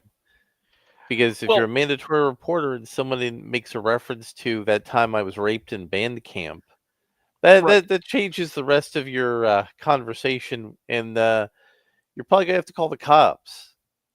Well, there was an occasion. A nurse came to my mom's house to do some of her basic care, and she insisted on coming really early in the morning. And she had come several times, and she kept coming in when we were doing my mother's morning ablutions, right? Mm-hmm. Because the fact of the matter is my mom would go to bed, my mom would get to sleep, and my mom would, do things like excrete in the night, right? And everybody else is asleep. We can't be awake 24/7. Imagine that. We're cleaning her up this morning, right? So it's like, well, her bed smells of urine. It's like, well, we're doing the sheets now. Well, she's wet. It's like, we're cleaning her now, right? And this woman got into it with us about it one night because she was making some very clear and very antagonistic statements. So I lost my fucking cool and got into her with it. And then I immediately had to call my boss, and I called her doctor, and I said, look, this is what went down. This is how this went down. I understand you might have to do an investigation, and I am perfectly willing to submit to that shit. But you people have to know, this nurse is a problem, right? And she, not only did she never come back, but other nurses that we worked with were like, no. This young man is one of the best in-home caregivers we have ever seen. I'm known to people for taking good care of my mom in her final years. It's just so weird to say. But apparently, I guess nursing care is really hit or miss. It is. Right? Being a first responder is hard, not only because of the fact that like people don't trust you and they think you're an informer and part of the, one of the screws, but it's also not easy because you are literally putting your ass on the line every time you report. Because if you are wrong, it is not forgiving at all. It is not, no. Right? So I did spend like serious time sitting there like sweating out bullets going, oh man, they're going to fire me. I'm going to be so fucked. And they didn't, but it was scary. And I had the same experience, I kid you not, when my mom went into the hospital and then when she died. Because they told me we have to do an investigation into your mom's death. I'm like, okay. I mean, she just passed. And they're like, it's not you. We have to do it for everyone. I was like, okay. So at the same time I'm dealing with the grief of having lost a parent, I'm also sitting here contemplating, oh God, they're going to investigate me and they're going to say that I did everything wrong and I'm going to go to jail for doing my job and informing them that my mother had passed. Yeah. So you were interested in that Black Cowboy video that you sent to the group chat? Yes, I mentioned yet again that Jordan Peele cannot leave well enough alone. Everything must be racially motivated, and he needs to give his very special narratives. And this one is specially stupid. This one is extra. Because I didn't look at it, now I'm like going, oh. Let me pull this up here. I mean, my description of the problem was bombastic, but it is still going to turn out to be dumb. That's not what I wanted you to do. Stupid computer. This might also interest you, Ayrton, because talking about good old boys from the South. All right, here we go. Do we need the racism time banner up? We actually are gonna need the racism time banner because I want to be clear. I didn't start the racism. I'm just gonna finish the racism. It is because of noted racism connoisseur. I've trained you well. It's because of noted racism connoisseur Jordan Peele. I find it really funny. What's Key doing? He does comedy. He's off being funny. I find it funny that Key and Peele don't work together so much anymore, and I wonder if it's because Jordan Peele decided that he'd rather be an asshole than be funny. So let's read the Twitter. The latest was to read Black Cowboys. So they were slaves and they owned land and herded cows, right? Well, I mean, the cowboy age was after the slavery. I was wondering if they knew that cowboys were essentially white people adopting the culture of Mexicans. I know that this because I'm old enough to have come from the right part of the country to actually know real cowboys. I mean, they have all sorts of farm hands, but let's look at this Jordan Peele joint.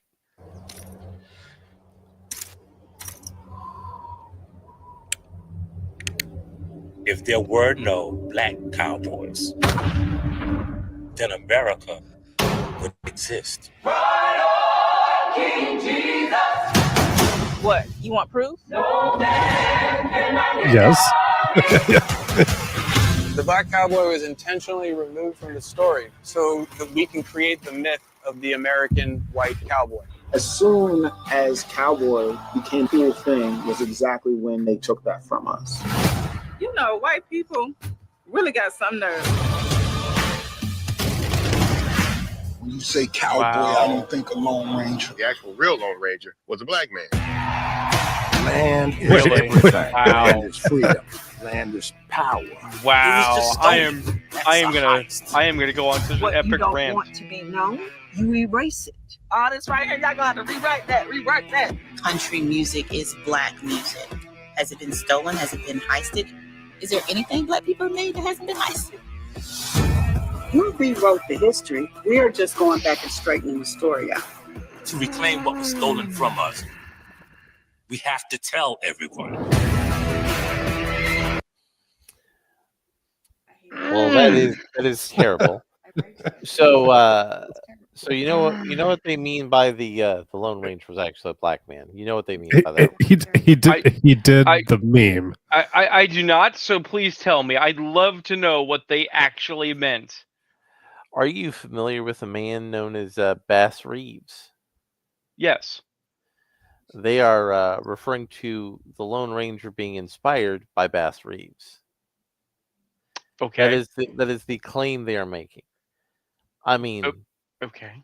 what you should do instead is just make a movie about Bass Reeves, because Bass Reeves is kind of awesome.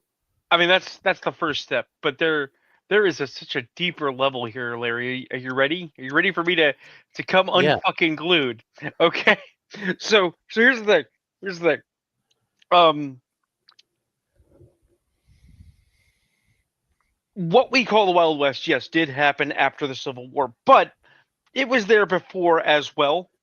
Okay. So the important first step to understanding, well, what is the West in this very broad spectrum notion, is it is sometimes called the German West, right? Because a bunch of Germans and a bunch of Irish people and a bunch of other ethnicities from Europe, where the white people come from, came to America and then spread out farther west than the New England polycule. Like a lot of the Swedes. Right. A lot of that was due to mining as well. Right. Yep. So the first step is I'm sorry. No, country music is not black music, you fucking racist dipshits. It is the cultural touchstone of all American ethnicities, because guess what? Yes, you brought the hymns and you brought the slave songs and you gave us jazz. Good job. But the fucking Irish, the Germans, the Swedes, and the Danes brought the real, and they brought the musical forms that were popular in the West. So actually, now do they hold mean? Hold on, you bring up the Irish. Are they basically saying that up until what, the 40s, 50s, that Irish people were considered the niggers of white people? Is that what they mean? No, it's worse. They're saying that never happened. They don't want you to remember that there was a time in this country where incoming Irish immigrants were considered the equivalent or worse than African or Americanized Africans. Well, and while they're at it, they don't want you to think about things like you'd get off the boat, walk to a table, and sign in to be an American citizen, and then get drafted into the army, which is one of the ways that they won the fucking Civil War. But let me ask our actual music expert on the show, because we have one. Ayrton, do you know the history of the country music, how it evolved into the genre?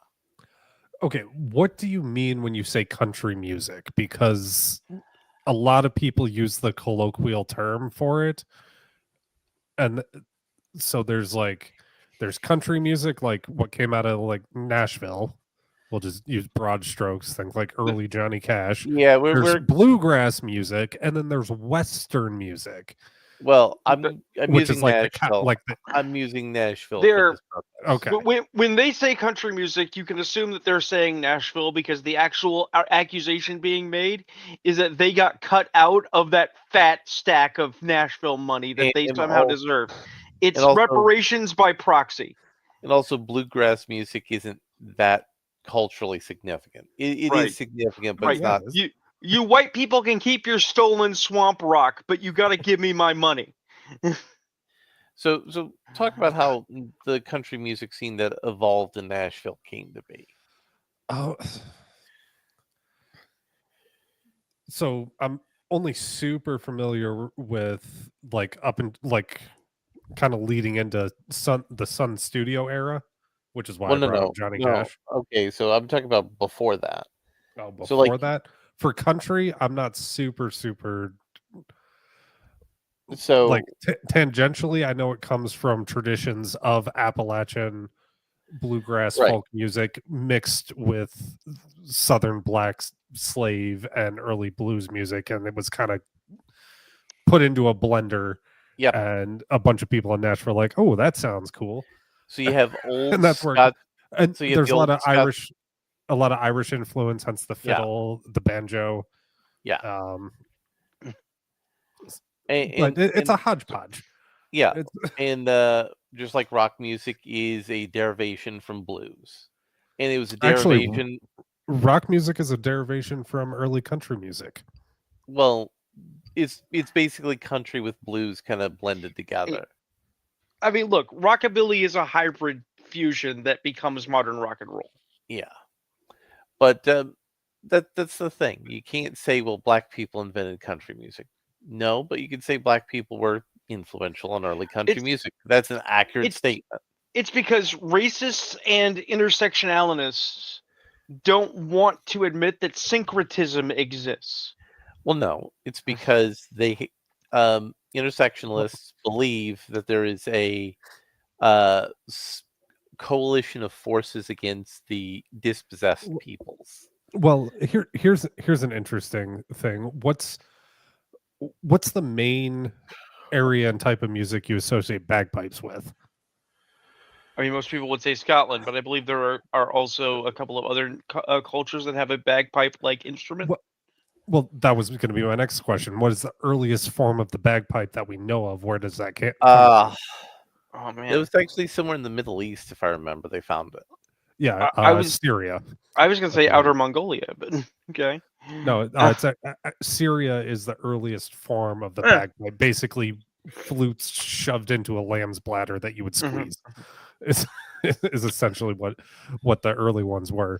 So you can't say a specific sound, musical sound that you make comes from, like, no one says current bagpipe music is Syrian music. Right. It's anyways. So cultural diffusionism is a thing. Well, here's the thing. I don't even real clear. You have to be careful with that language because, again, racists want to use cultural diffusion to claim that there is one proto-race and that all races diffuse from that. And it's like, no, we're not saying the idea that the Aryans are the source of all mankind. Cultural diffusionism, maybe that's a better.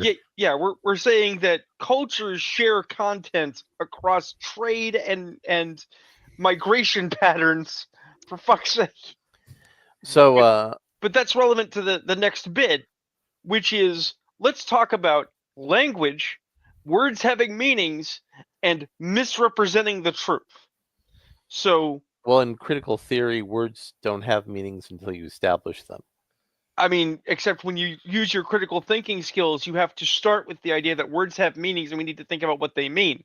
So if they actually followed their own fucking procedures instead of appealing to authority, maybe they wouldn't make these mistakes.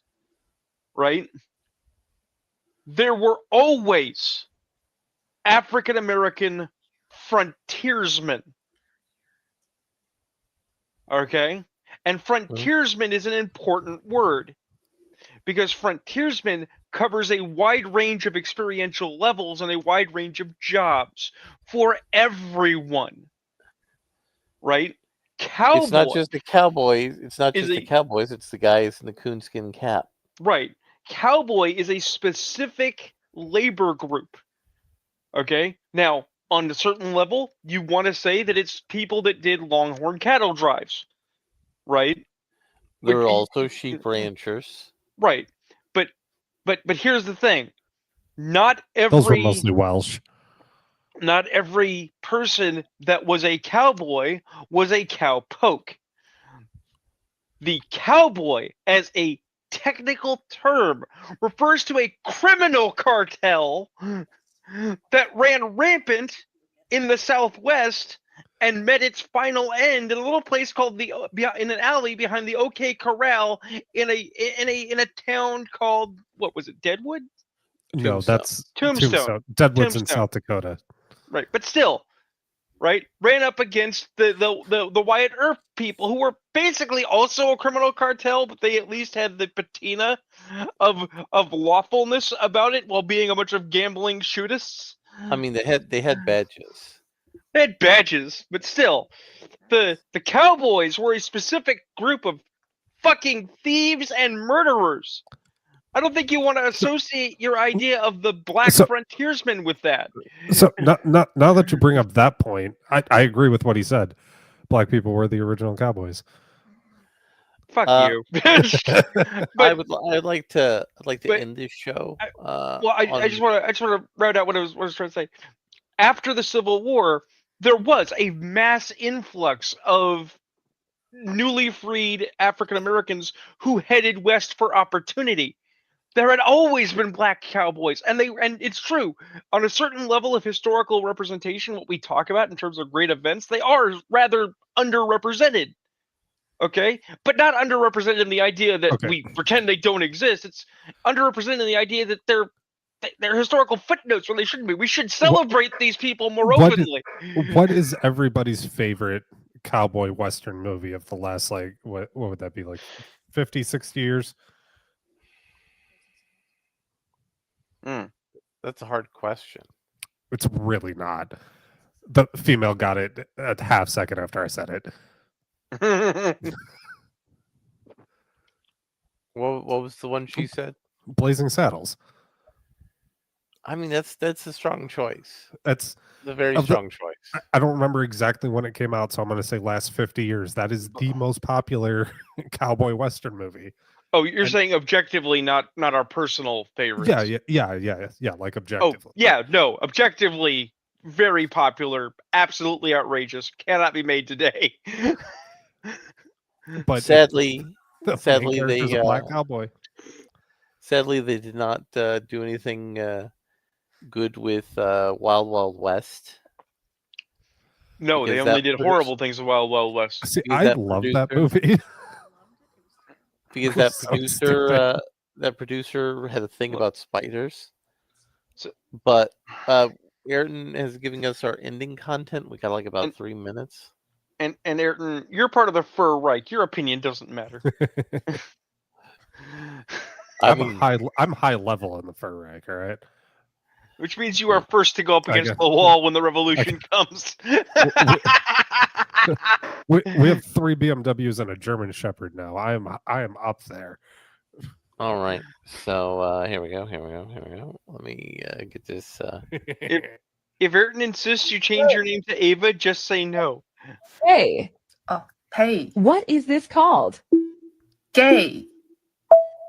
Yes. What is this called? Gay.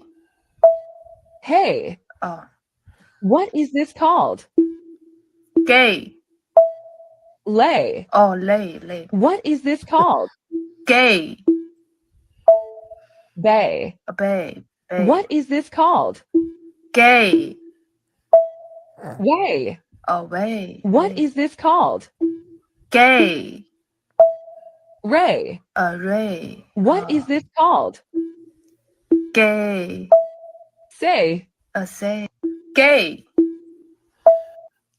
I mean, that was very good. I like that. That is a good quality piece of shit post.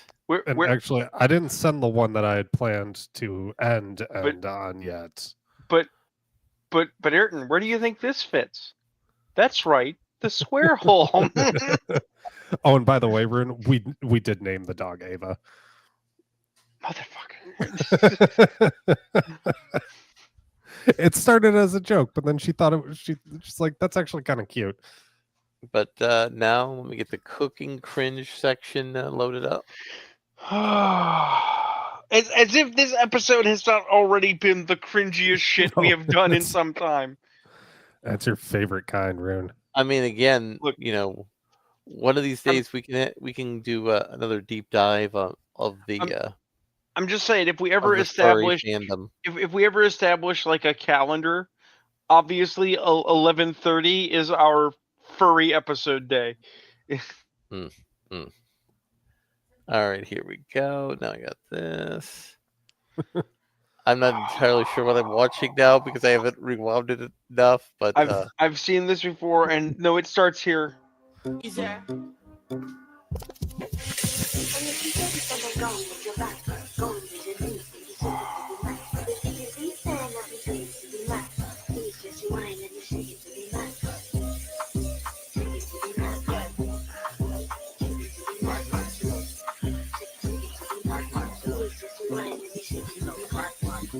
Batman chill out.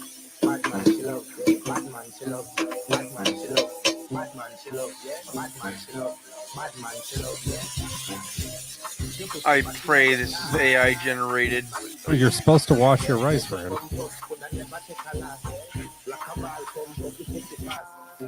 Well, first and foremost, I don't like eating fucking rice, so you know.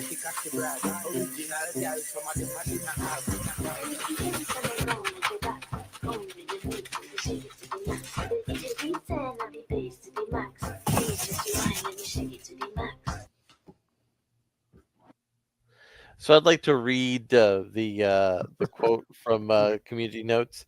It goes without saying, this is extremely dangerous. Ingesting dish detergent can lead to nausea, vomiting, and in extreme cases, multiple organ failure. So, Thank you, Community Notes. thank you, Community Notes. And All right, the one I just sent, that's the one I actually wanted to end on. all right. Give me a second. We can go a little long on this.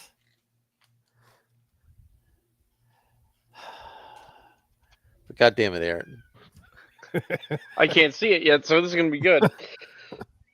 No, I was saying God damn it, Aaron, about that one. Mm. Give me a second here. That being said, I do not understand if you want to eat fucking soap. Soap is not one of the food groups. I mean, not with that kind of attitude.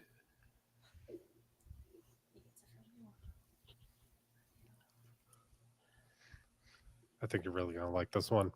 All right.